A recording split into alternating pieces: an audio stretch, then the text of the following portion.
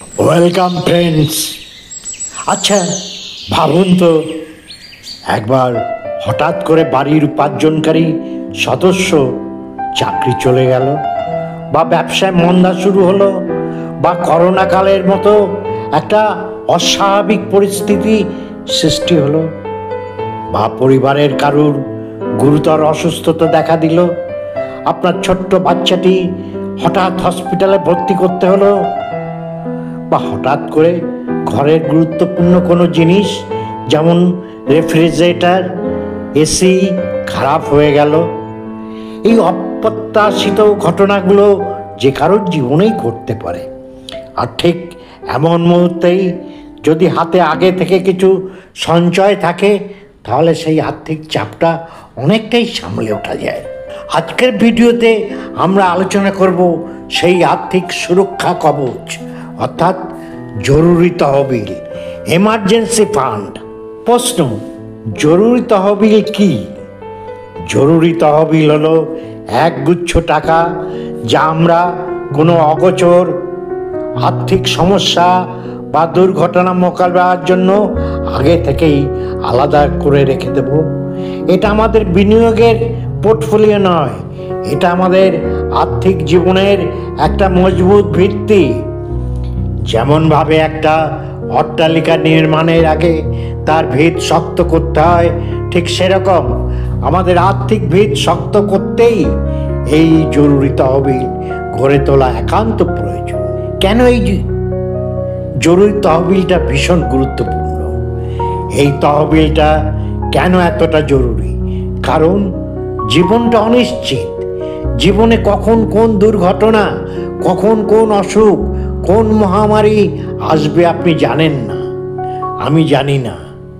আর যখন সেটা আসবে, তখন যদি আমাদের কাছে এই তহবিল না থাকে, তাহলে আমাদের হয়তো অনেক বেশি সুদে লোন নিতে হবে, না হয় আমাদের গুরুত্বপূর্ণ সঞ্চয় ভাঙতে হবে, যা ভবিষ্যতে আমাদের আরো বড় প্রয়োজনে লাগতে পারত।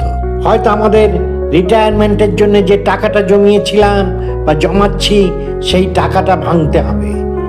জরুরি তহবিল হলো এক প্রকার সঞ্চয় যা জীবনের আঘাতটা কিছুটা কমিয়ে আমাদের সুরক্ষা দিতে পারে। এখন আপনি প্রশ্ন করবেন, তাহলে এই জরুরি তহবিল কতটা রাখা দরকার? এ ব্যাপারে আর্থিক বিশেষজ্ঞরা যেটা বলেন সেটা হচ্ছে, আপনার মাসিক যত টাকা খরচ তার 3 থেকে 6 গুণ জরুরি তহবিলে রাখা দরকার। এটা একটা সহজ সূত্র আছে। সাধারণভাবে আপনার পরিবারের মাসিক খরচের কমপক্ষে 3 থেকে 6 গুণ টাকা জরুরি তহবিল হিসেবে রাখা উচিত। ধরুন আপনার পরিবারের প্রতি মাসের খরচ 20,000 টাকা, তাহলে আপনার জরুরি তহবিল হওয়া উচিত 60,000 টাকা থেকে 1,20,000 টাকার মধ্যে। যদি আপনার আয় ফ্ল্যাকচুয়েটেড হয়, অর্থাৎ আপনি ব্যবসায়ী বা কোনো ফ্রিল্যান্সার এই জাতীয় কাজ করেন, নির্দিষ্ট মাসিক আয় নয়, চাকরিজীবী না, তাহলে আপনার ক্ষেত্রে জরুরি তহবিলের পরিমাণটা আর একটু বেশি করতে হবে। সেক্ষেত্রে আপনার মাসিক খরচের 6 মাস থেকে 12 মাসের টাকা আলাদা করে রাখতে হবে। এখন প্রশ্ন, এই টাকাটা আমি কোথায় রাখবো?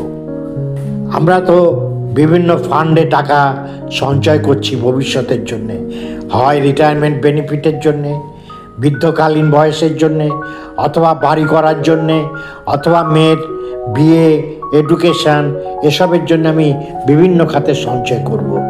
কিন্তু এই জরুরি তহবিলের টাকাটা কিভাবে আমি কোথায় রাখবো? খুব জরুরি প্রশ্ন করেছেন। এমন জায়গায় রাখতে হবে যেখান থেকে এক মুহূর্তে এই টাকাটা আপনি তুলতে পারবেন। একটি আলাদা ব্যাংকের সেভিংস অ্যাকাউন্ট অথবা ফিক্সড ডিপোজিট অ্যাকাউন্টে এই টাকাটা রাখতে হবে। এই টাকাটা শেয়ার মার্কেট, মিউচুয়াল ফান্ড এই জাতীয় ক্ষেত্রে রাখা ঠিক হবে না। আমার লিকুইডিটি দরকার। হঠাৎ বাচ্চাটি আমার হসপিটালে ভর্তি হয়েছে, 2 লাখ টাকা কি 1 লাখ টাকা বিল হবে, তা আমি তখন কোথার থেকে শেয়ার মার্কেটের টাকা, মার্কেট ক্র্যাশ করলে সেই টাকাটা কমে যাবে, অতএব এটা নিরাপদ থাকতে হবে যে যে টাকাটা আমি সঞ্চয় করেছি সেই টাকাটাই থাকবে এবং সেটা আমি খুব সহজে তুলতে পারবো। 24 ঘন্টার ভিতর আমি টাকাটা তুলতে পারবো। এখন প্রশ্ন, আপনি তো বক্তৃতা দিচ্ছেন খুবই, বন্ধু এই টাকাটা জমাবো কি করে? সংসার খরচ থেকে কি করে এই জরুরি ফান্ড তৈরি করব? এত বড় অঙ্কের টাকা জমানো সহজ কথা না, ঠিক?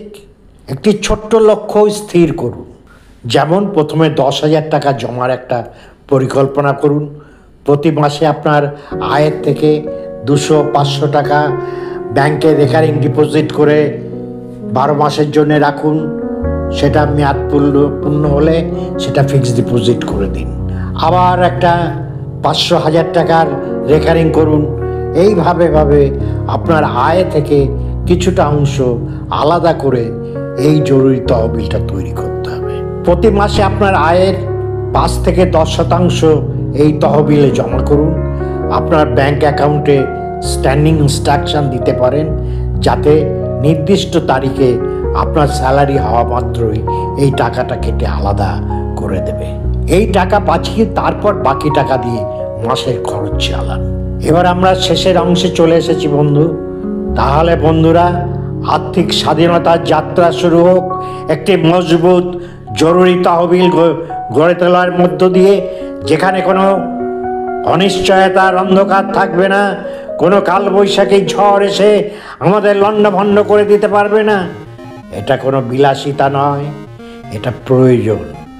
আজ থেকেই লক্ষ্য স্থির করুন, আলাদা অ্যাকাউন্ট খুলুন আর সেখানে টাকা জমা করা শুরু করুন। আপনার এই ছোট্ট প্রচেষ্টাই ভবিষ্যতে আপনাকে বিশাল আর্থিক চাপ থেকে রক্ষা করবে।